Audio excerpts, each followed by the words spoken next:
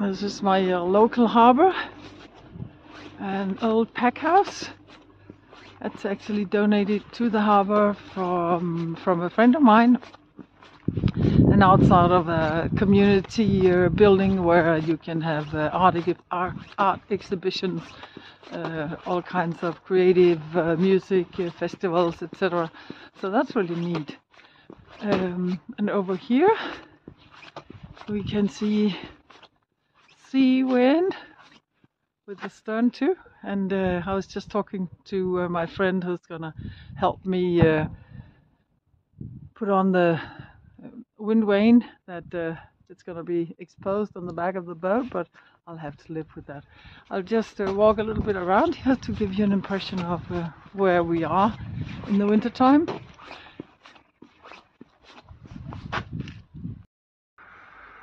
And Sea Wind is with the stern too. So the trick is to get everything on board that you need on board, and then get yourself on board without falling into the water. I do have kind of a plank that I can put on, but it's very convenient to actually know that the dogs stay on board. These are my telltales that I ordered in periods where I don't have the finance for buying the big stuff. I can always buy small stuff. And I need the telltales for my sails because they are starting to fall off.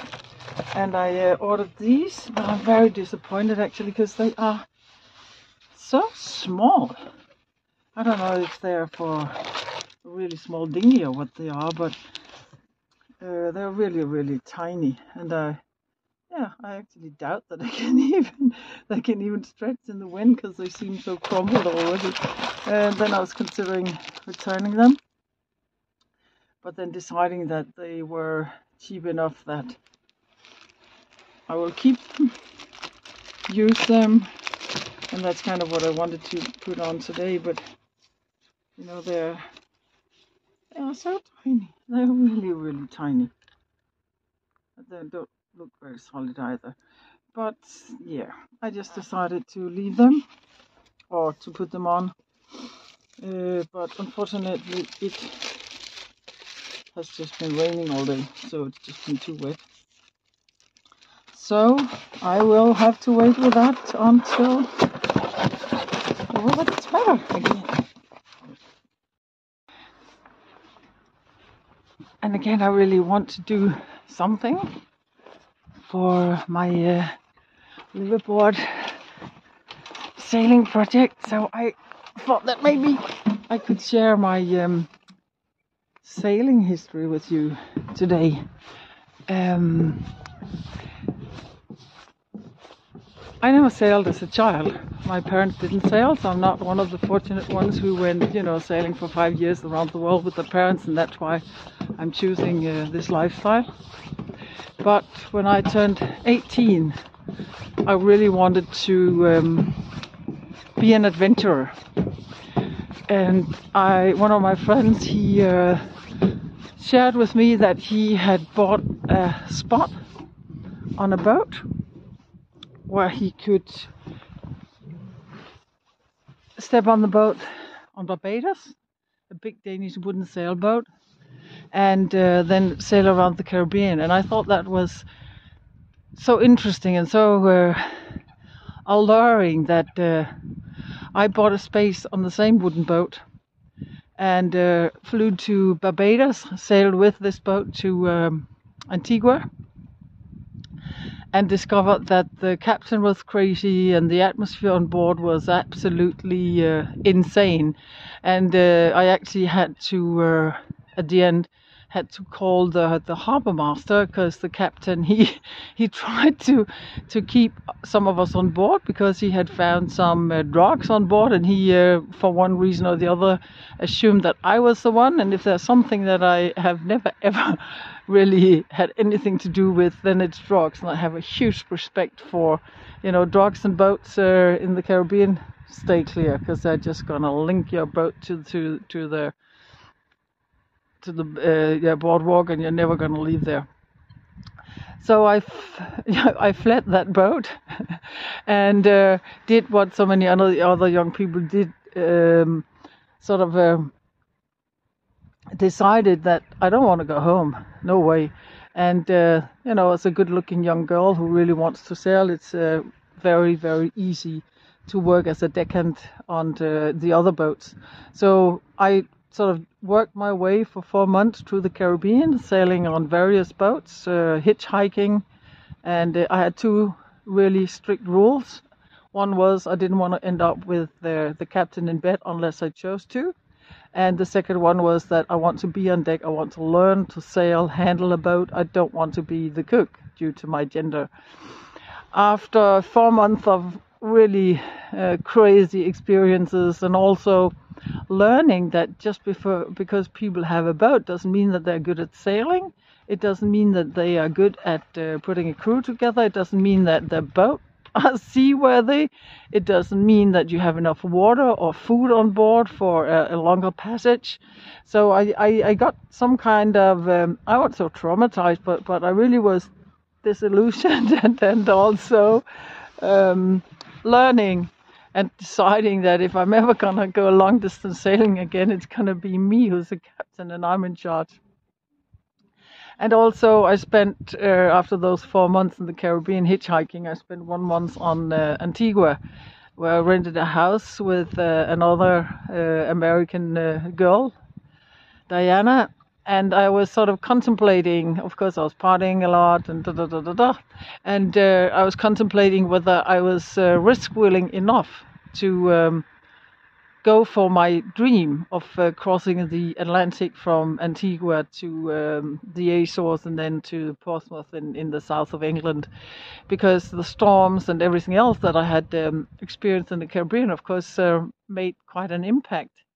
So that was really sort of dream confronted with reality and the lack of experience that I had, etc. And after that month, I really decided that I knew I was going to feel, as if I let myself down if I don't cross the Atlantic. So I set up some criteria for myself that it should be a really big boat, it should be a very rich boat, and the crew should be really good looking, some handsome guys. And I was like really sort of hunting. In Antigua, most of the boats are on anchor or on mooring buoys, and I was like, I was watching the crew and the dinghies as they came in, and a big sailing yacht came in, Scotch Mist, 160 feet, and the crew looked really, really good, especially one of the crew, and I decided to go for it, and I asked them if they needed help to sail across the Atlantic, and they did. So they would be back 1 month later to pick me up together with a female cook and an engineer. So we would be 7 to sail this boat, professionally skippered boat, across to the owner in the south of England. And as we agreed, they came and picked me up after 1 month. So I crossed the Atlantic on this huge Scots Mist, and that was without too much drama weather-wise. We had one spinnaker knockdown, so I tried that too. But a spinnaker knockdown is dramatic, but you're not dealing with big waves and high winds. So that was just down on the side, and then as soon as the wind gets out of the spinnaker, the boat wrecks itself again. It was so big that you had copper pans, you had a walk-in freezer, automated garbage composting, etc. And I also learned on this big, really rich boat, it needed an engineer because the water maker needed maintenance all the time. The engine needed maintenance. The electrical winches needed maintenance. So at least I learned that even though you have a very big boat, there's still a lot of work, which is good today where I don't have a very big new boat, and it comes with some work, but it does so on any boat. I think the most sort of dramatic learning experience on that crossing was experiencing how the captain, after 3 to 4 days without land and that kind of strengthening of your identity, where you can, you know, do what you want, and you can get ashore and you can have a drink and what do I know, that he just turned insane. You know, started. Of course, we had weapons on board in case we got boarded by pirates. And on such a big boat, there was, you know, machine guns and kind of crazy actually, but also necessary.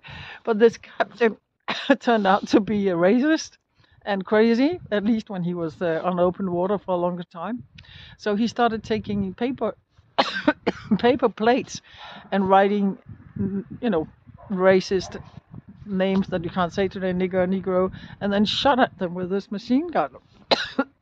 His wife was on board. We never saw her. She was constantly in the cabin.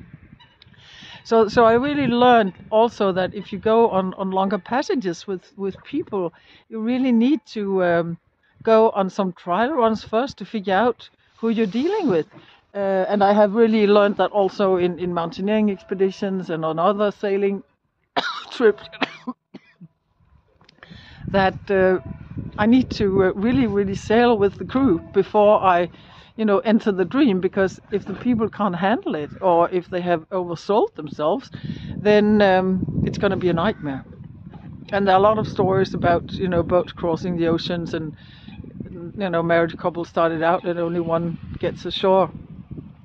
So that was at a young age a very significant experience base. So after a while, in between I really was heavy into windsurfing and Hobie Cat 16 sailing, also in competitions. But I'm not very much into rules, so I'm not good at competitions. I get so bored easily if there are too many rules and restrictions and all of this. So at some point, I really wanted to sail around the world, and a former boyfriend and his big brother, we got contact with a guy who had bought a Nauticat 42 in Finland, and he had sold his life work, earned some money, and had sort of got this boat fitted according to his and his second wife's details. And on the trip from Finland to Denmark, his wife, this is so sad, his wife found out that she hated sailing. So he has sort of really had this as a goal, and they had designed this boat interior together, and then she just wouldn't sail any longer. And he was, of course, so had invested so much in his dream that he wanted to continue, and therefore he hired crew, me and my ex-boyfriend and my ex-boyfriend's big brother. So we set off from Denmark, Roskilde Fjord, out via the Kieler Canal and down through the English Channel, over the Biscay, and everybody knows the Biscay is notorious. And again, I was 20 years old, so I had heard all these stories about boats pitch poling and being rolled, and we luckily had a very uneventful crossing of the Biscay. But again, this crew, an ex-boyfriend, not really a good combination. Me still being so young that I had these illusionary expectations a little bit, I think, and the owner was, of course, very depressed because this was absolutely not his dream. His dream had been to sail around the world with his new wife, and she didn't want anything to do with any of it. So when we reached Gibraltar, he wanted to end the trip, and so did I, and so did the others. I don't know if he ever got the boat back or what happened.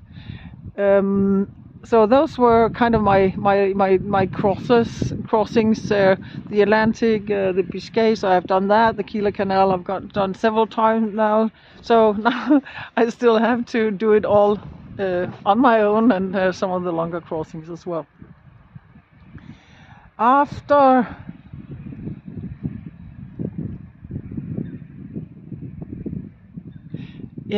coming back from Everest, I wanted to start sailing again, because in Denmark we don't have any mountains, so sort of getting back to nature in the form of water.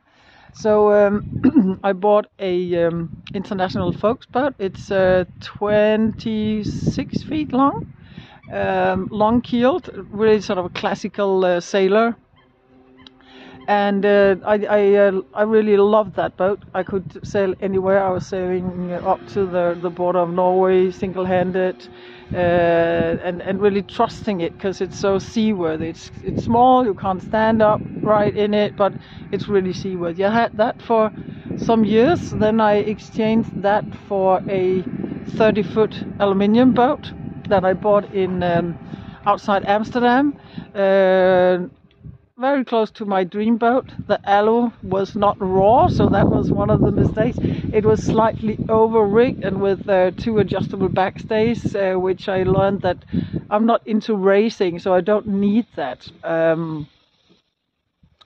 And at this point in time, I was also trying to find a guy so I could have children, because I was getting older. All of that didn't turn out according to plan. So I ended up really fighting very hard to adopt a child from Nepal, and venturing to Nepal and expecting to be there for 2 weeks, I put the boat on land in Rungsted, the north coast of Denmark, where we sailed to this summer. But I ended up spending 14 months in Nepal to fight to get this child out. Nepal was in kind of a very peaceful civil war, and when I was there, the mayors came into the government and they just erased all of the adoption papers that 108 foreign families had been promised which children they could adopt. Some of the children, they died at their orphanages waiting to get the paperwork ready for 14 months. It's really a very tragic period. I decided to remain in Nepal, and I built a very, very close relationship with the man, Lila Bandari, who owned the orphanage that my child ended up at. And after living there for I think 3 months, I was allowed to take my child into a hotel, and after that I rented a house, and we lived there for the remainder of the time. And I also kind of adjusted to the thought that maybe I'll just spend my life in Nepal and then help as many children without parents as I can. And all of that time, of course, my boat was on the Heart. Coming back with my child, I started sailing with her. I have some really wonderful pictures from when she was little, and we went sailing to Sweden, of course, with her cat.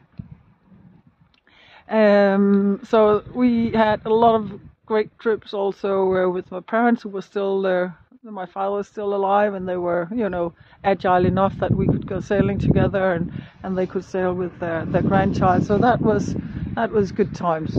Then at some point I didn't want children, and I still hadn't found anybody to have them with, and we went through all the IVF, etc., all the hardships, the depressions when it didn't work out, etc., and ended up actually being pregnant with twins. Through all the artificial help that you can pay for. And I remember when I found out that it was twins, I was sitting on my sofa and the tears just started sort of rolling down my cheeks. Not because I expected twins, because I wanted some new things in life, because otherwise it gets too boring. And I also wanted siblings for my daughter, because I'm an old mother, and I know that at some point, also because there is no father, she'll be relatively isolated. So I really wanted to give her some siblings, and the tears, they were sort of really coming. I had this picture of me walking with one baby on my stomach in one of these carriers, and that picture was just like ripped, and it was not bad, and then it was just sort of the realization that my life is never ever going to be recognizable again with 3 children. And I also had this picture in my mind of me going on board my 34 feet boat with, first of all, my eldest daughter, who was 4 at the time, and then the the pram for the twins, then the cat food, and all the stuff for these babies. And I was just realized it's not going to happen because I am a single mother with 3 children. I cannot handle all of that on my own. I can't handle the practicalities. I can't handle a boat with 3 small children. And I just knew I need to sell this boat. So luckily I was 9 months pregnant when I succeeded in getting the boat sold. So that was really a relief, and it was good because again, being a single mother, there was absolutely no way I could have handled it in any capacity. I needed to live on land close to other people who could be there for me and also for my kids. But in all those years where I didn't have my own boat, my good friends, they are part owners of a 62 old Polish expedition sailboat that you have already seen a few pictures of, Tara. So ever since the children were very little, we were always sailing in the summers with this big boat where I was just the passenger. I was taking care of the kids. I was having a party with the other adults, and my kids had a great time with the other children and youngsters. So that was really my relief, or my salvation, that we were always invited onto this boat. We've been on fishing trips, we've been into the harbor of Copenhagen, sort of doing some historical, watching some historical battles there. So that was what was possible, again, being a single mother, at least the way I chose to do it. I can really watch, YouTube couples with their children, and they're sailing around doing this together, and it really does hurt me. I need to admit that it does hurt me that I was not able to do that. Sometimes I feel that I lost something, and I probably did. I think the only good that I can make of it is that I've been on land for so long now that I know what I want, and I'm also ready to not have very many illusions about what it means to go long distance sailing, because it's a lot of hard work and everything that comes with it. So I'm probably really more ready for it than I have ever been. But still, it hurts that I didn't find this guy that I could have my children with, and I didn't find this guy that I could, when they were little, that we could have sailed. Now it's more complicated because they have their own lives, and I'm not sure that this is the best for them to go sailing with me long distance. We'll see what happens. Oh, and then when they got slightly older, and I also started to have more energy to wanting to take control again, instead of just being a passenger and just thinking, wow, at least something is happening on the boat, and that's good enough. It's more than good enough. Then I started every summer renting boats in Sweden. So instead of renting a boat here, sailing a long distances, a very boring distance up to the archipelago of Sweden, I rented boats up there and took my kids, and sometimes one of the older children of my good friends, so that I always had a teenager with me with the children. So every summer we went sailing in the Skärgård in Sweden, and that was kind of how I combined it. And then moving out into the countryside with all the horses, I really also wanted a boat, and that's when I started really hunting for a very cheap boat and found this 31-foot steel boat in the former Eastern Germany, and I could buy it for 4,000 euros. And I really expected it to be in a horrendous condition, but it wasn't. It needed a lot of work, but it was structurally really in order. So I spent, I think, a half a year really renovating it, and and then going sailing, and that was sort of a sad summer because my uncle died from cancer, so we were sailing to his funeral. So that was kind of our summer trip, which is also, I think, affected the children's memories of sailing, what they can remember, that this is what they remember, but it was not a joyful thing to sail to a funeral, and this was kind of, we also needed to be there on time, everything. So there's a lot of things I think that I need to repair to give my children another perspective on sailing, or maybe that's just my wishful thinking that it's something that I can change. Probably can't. Yeah, and then this boat was absolutely in perfect order, and COVID happened with everything that comes with it, losing my business opportunities, etc., etc., etc. Yeah, just deciding to that I can't finance the lifestyle that we had before, because I don't know when I'm gonna make a normal income again, and which then turned out to be the stepping stone to buying Seawind that I do have now. And yeah, it's kind of I chose to do it this way. I could not afford to live the lifestyle that we had before. I still cannot afford that, and I don't want to go back now, because living on a boat is really what I wanted to do when my children left home anyway, and then going sailing for the rest of my life as long as I'm still healthy and strong enough to do it. And that's kind of where we are at now, that I'm actually dealing or upgrading a boat that can sail anywhere in the world. Here, while I've been ill, I've been watching a lot of from the Northwest Passage. This is not my ambition, at least not now, but sailing Norway, going north of the polar circle is absolutely what I want to do first. And I do have the boat. I can also find another boat, but I do have the boat. So this is still the getting adapted to the realities of that I really want to go long distance sailing, and how to deal with the children there. We'll see. Maybe you have some good ideas. Please share whatever experiences you have, so that I will make it happen. Many years ago,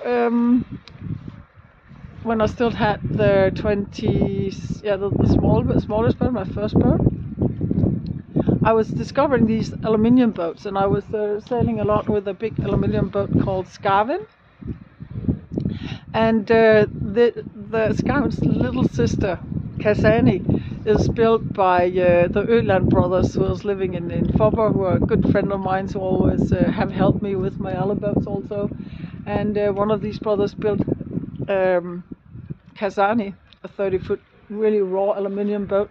And I met the guy who was the owner back then in Sweden, sailing on Skarven to sort of a party weekend.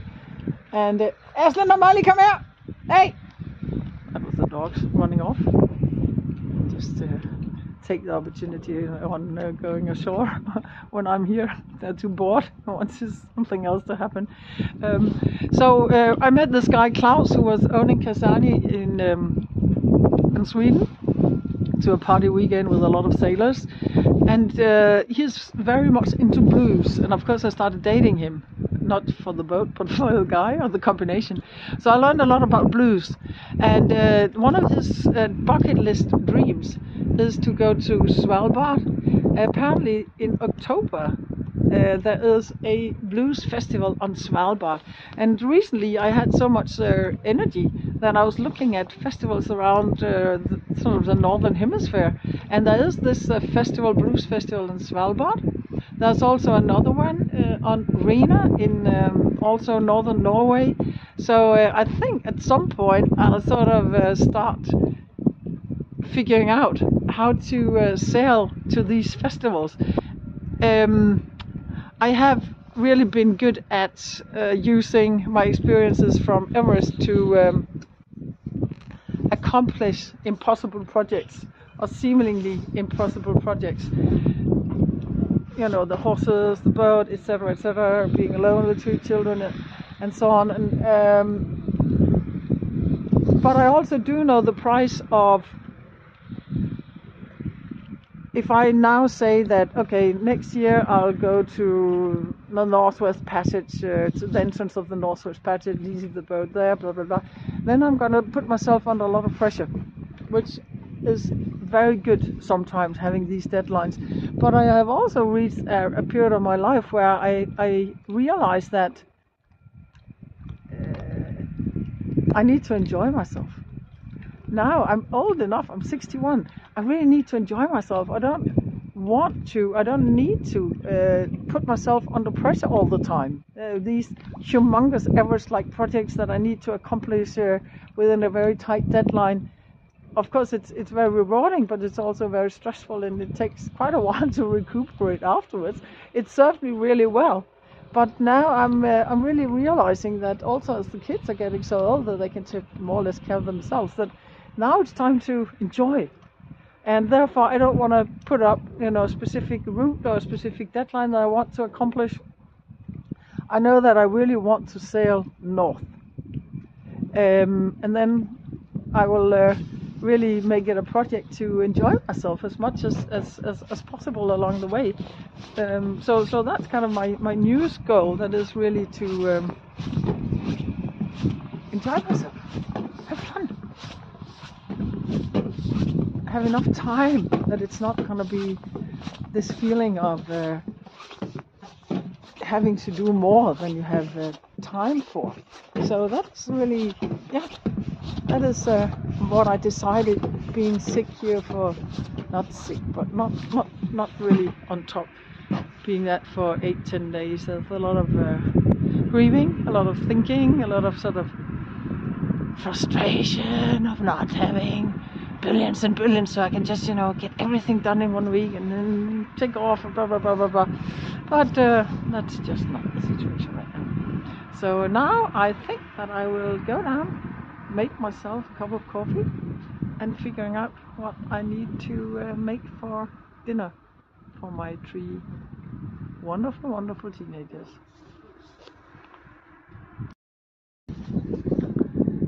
Now the sun is almost down, and some of the Christmas lights are still up here, so it's looking really romantic and cozy in this little old merchant village. And of course all of our boats still have their lights on. There's a little community here, I think we're about 10 boats, where we all live aboard in this winter harbor. So we get together once in a while for a drink and some food, and we take pretty good care of each other. So that's nice.